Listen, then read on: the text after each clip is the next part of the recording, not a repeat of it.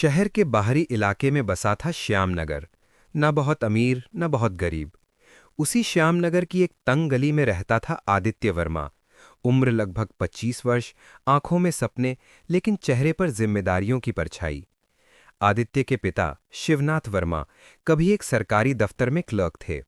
ईमानदार, सीधे साधे, लेकिन उसी ईमानदारी ने उन्हें समय से पहले रिटायरमेंट दे दिया। एक छोटी सी शिकायत, एक झूठा आरोप और उनकी पूरी नौकरी पर विराम लग गया।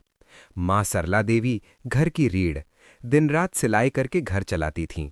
छोटी बहन नंदिनी कॉलेज में पढ़ने वाली, तेज दिमाग की, लेकिन भीतर से बहुत संवेदनशील। आदित्य पढ़ाई में अच्छा था। उसने इंजीनियरिंग की, लेकिन नौकरी आज तक नहीं मिली। हर सुबह वही सिलसिला, अखबार, चाय और उम्मीद। उसी श्यामनगर में एक पुरानी हवेली थी जो अब एक ट्रस्ट द्वारा चलाई जाती थी। वहां गरीब बच्चों को पढ़ाया जाता था। आदित्य ने वहीं वॉलंटियर के रूप में पढ़ाना शुरू किया। यहीं उसकी मुलाकात हुई मीरा सेन से। मीरा शहर के जाने माने उद्योगपति राकेश सेन की बेटी। सादगी में सुंदर, आवाज में आत्मविश्वास और आंखों में सवाल।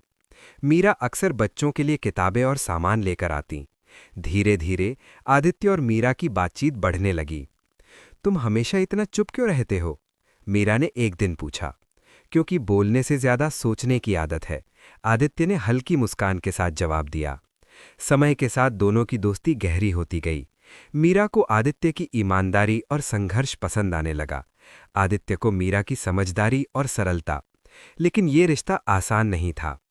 मीरा के पिता राकेश सेन एक सख्त, प्रतिष्ठा प्रिय इंसान। उनके लिए रिश्ते भावना से नहीं, स्टेटस से तय होते थे। एक दिन मीरा ने हिम्मत करके अपने पिता से कहा, पापा, मुझे आदित्य पसंद है। कमरे में सन्नाटा छा गया। एक बेरोजगार लड़का जिसके पिता नौकरी से निकाले गए। राकेश सेन की आवाज में गुस्सा था। मीरा चुप रही, लेकिन उसकी आंखें बोल रही थीं। राकेश सेन ने आदित्य की जांच पड़ताल शुरू करवा दी। उसके कॉलेज, परिवार, यहां तक कि उसके पिता के पुराने केस तक। एक दिन आदित्य को बुलाया गया। तुम मेरी बेटी के लायक नहीं हो, राकेश सेन ने बिना भूमिका के कहा। मैं जानता हूं, आदित्य ने शांत स्वर में जवाब दिया, लेकिन मैं मेहनत कर रहा हूं। मेहनत से समाज नहीं चलता, हैसियत से चलता है। उस दिन आदित्य ने मीरा से दूरी बना ली। मीरा को लगा आदित्य बदल गया है। उसने कई बार मिलने की कोशिश की, लेकिन आदित्य टालता रहा। उधर घर में नंदिनी की तबीयत खराब रहने लगी। डॉक्टर ने बताया दिल की सर्जरी जरूरी है। पैसे घर में नाम मात्र के। आदित्य ने अपनी जिंदगी का सबसे कठिन फैसला लिया। उसने राकेश सेन से मुलाकात की। आपकी बेटी से मैं हमेशा के लिए दूर चला जाऊंगा, आदित्य बोला। बस मेरी बहन के इलाज का इंतजाम कर दीजिए।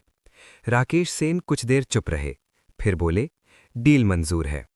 मीरा को सिर्फ इतना बताया गया कि आदित्य ने उसे धोखा दिया, कि वो पैसों के लिए किसी और कंपनी में चला गया, कि उसका प्यार झूठा था। मीरा टूट गई। उसकी शादी एक बिजनेसमैन अभय मल्होत्रा से तय कर दी गई। आदित्य दूर शहर चला गया। एक छोटी कंपनी में काम शुरू किया। दिन रात मेहनत। 5 साल बीत गए। नंदिनी ठीक हो चुकी थी। आदित्य अब एक सफल इंजीनियर था। इधर मीरा की शादी सफल नहीं रही। अभय का व्यवहार रूखा था। प्यार सिर्फ दिखावा था। एक सामाजिक कार्यक्रम में आदित्य और मीरा आमने सामने आए। नजरें मिलीं, खामोशी छा गई। मीरा ने आखिरकार सच जान लिया, अपने पिता की जुबानी। उसकी आंखों से आंसू बहने लगे। वो आदित्य के पास गई। तुमने मुझसे सच क्यों नहीं कहा? मीरा रोते हुए बोली। क्योंकि कुछ रिश्ते कुर्बानी मांगते हैं, आदित्य ने कहा। मीरा तलाक ले चुकी थी। आदित्य आज भी अकेला था। दोनों ने फिर से मिलने की कोशिश की, लेकिन अब समय बदल चुका था। शायद हम साथ न रह सकें, मीरा ने कहा, लेकिन तुम्हारा सम्मान मेरे दिल में हमेशा रहेगा। आदित्य मुस्कुराया। कुछ रिश्ते नाम के मोहताज नहीं होते। मीरा समाज सेवा में लग गई। आदित्य ने बच्चों के लिए एक स्कूल खोला। वो साथ नहीं थे, लेकिन जुड़े थे, यादों से, सम्मान से और उस प्यार से जो कभी खत्म नहीं होता। कि कुछ कहानियां पूरी होकर भी अधूरी रहती हैं और कुछ अधूरी होकर भी अमर हो जाती हैं। राधे राधे। अगर आपको कहानी अच्छी लगी हो तो please like, share and subscribe करना ना भूलें। धन्यवाद।